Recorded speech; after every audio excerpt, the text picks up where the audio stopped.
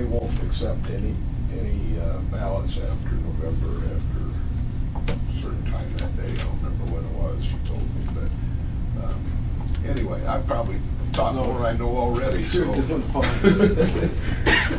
That's, again, Mark Munford with Emeritus. And what, I guess what we're hearing, or what I have for you folks is a resolution that would actually call a special election. You may, I guess you may want to hand them down to Tom, actually. And there's some notice there, but there's 3 copies of everything there, Tom. And typically how we proceed, did you guys receive this in your board packet? Yes, we did. Okay, so we talked about making a change to the ballot question, and we did not do that. So I guess you can proceed one of 2 ways. You can either read it in its entirety, which is 2 pages. I mean, it's not that much of a heavy lifting, I guess. Or you could probably pass it as presented since you've already seen it. So that's completely up to you folks how you want to do that, though. There is not anything in the ballot language that says about the structure of the bond issue, because I know we've talked about 20 years versus 25-year payback and that type of deal. You still have the flexibility to structure that how you want. Obviously, during the campaign to educate the voters, we'll want to, find out which mode or which payback you want to use so that we can, paint that example to the voters so they know what it's going to cost them and for how long. And that's certainly something that, obviously, assuming you pass this resolution to call the election, we would definitely want to start having some committee members and get some people on board that want to help us get the word out in a positive fashion and try to educate the people so that they come out and vote with the facts. And I think that's something, as soon as next week, if you folks are available, if you have some folks you think that you have in mind, we should certainly pursue that. So I don't, is there questions on this actual resolution, or?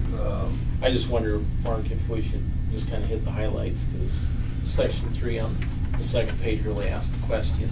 Yeah. I think we've all seen the resolution. If anyone in the room wants to see it, I think it's here to view, and we probably have enough copies sitting here. But and I think what it really comes down to is it's the resolution to move forward with the proposition for the November 10th, 2009 election to be put forth by the school district of the proposition of Shell Valley County School District 5, where public schools in the state of Nebraska issue the bonds of the district in the principal amount not to exceed $9,800,000 for the purpose of constructing additions to and renovations of the existing high school building and site improvements to include off-street parking and providing for the necessary furniture, equipment, and apparatus for such school building additions and improvements. Said bond to bear interest at the rate or rates to be determined by the Board of Education and to become due at such time or times as may be fixed by the Board of Education.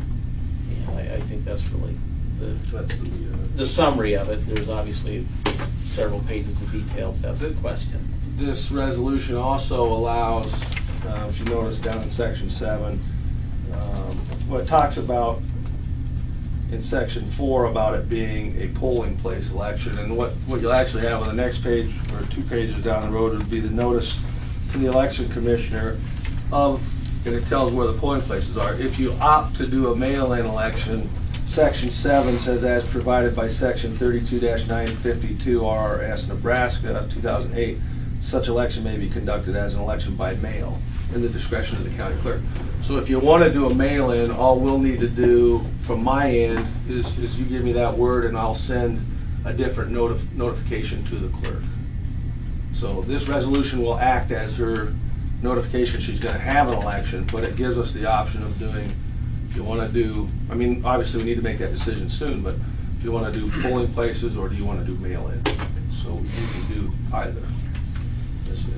So we don't need to know that to pass this resolution then? No. No, this resolution will allow you to do either Actually, Right. the way I understood it, she has that. Yeah, it's not our decision. Yeah, and She it's asks us basically what we her want to do, discretion, but she but has that discretion. most of them will work with you as to what your Yeah, preference is. yeah. And Jeanette's been good to work with.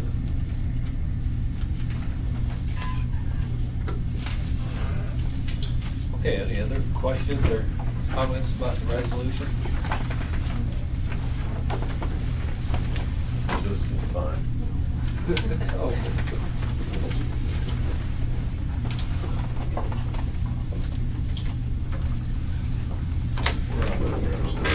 Right now, nobody's made a motion. Yeah, where we're at is on the resolution.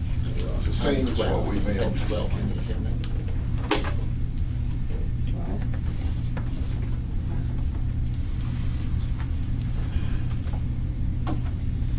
So if there are no further questions or comments, is there a motion to approve the resolution to certify the bond issue election on November 10th, 2009?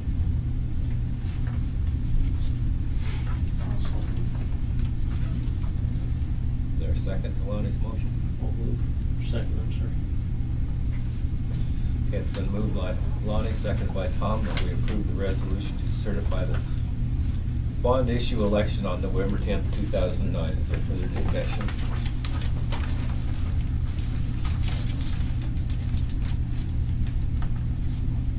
Well, I guess I'll just say that, you know, we always drag our feet in, I guess, creating more taxes. But there's a certain amount of money that's gonna have to be spent regardless, whether it be building fund or special assessment that we can do or whatever. There are a number of things that we're gonna have to do. And I guess I liken it a little bit to carrying an engine down on a tractor and overhauling one cylinder and putting it back together. You know, we're just gonna keep spending money on that, and in the long run, it will, I firmly believe it will cost us more money if we piece things together rather than taking a long-term solution.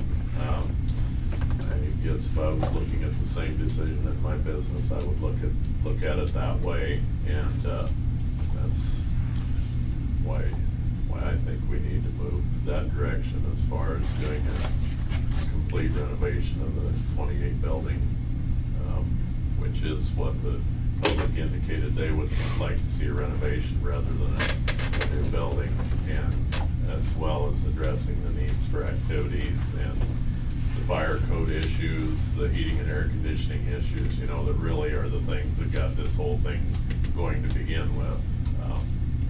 So that's, I guess, my feeling on it. Long run, I agree.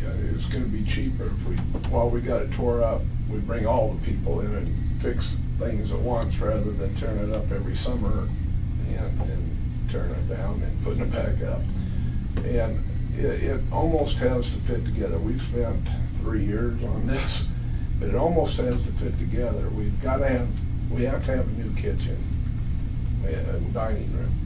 Fire marshal won't allow that.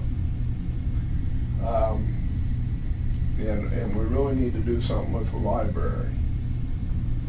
But for all that to work, we have to have the new construction to go along with remodeling to allow that to happen. So,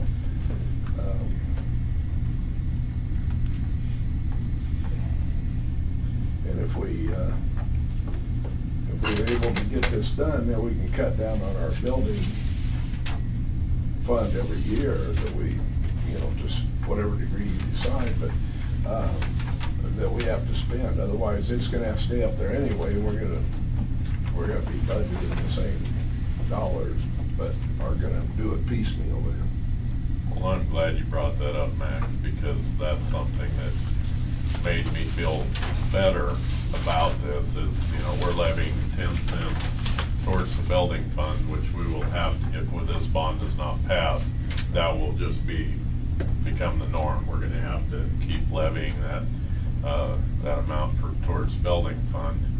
And if this would pass, we could cut substantially into that. I think that's a decision that we'll have to make how far, but I think taking the majority of that away would be something that may well be workable, but that's something we have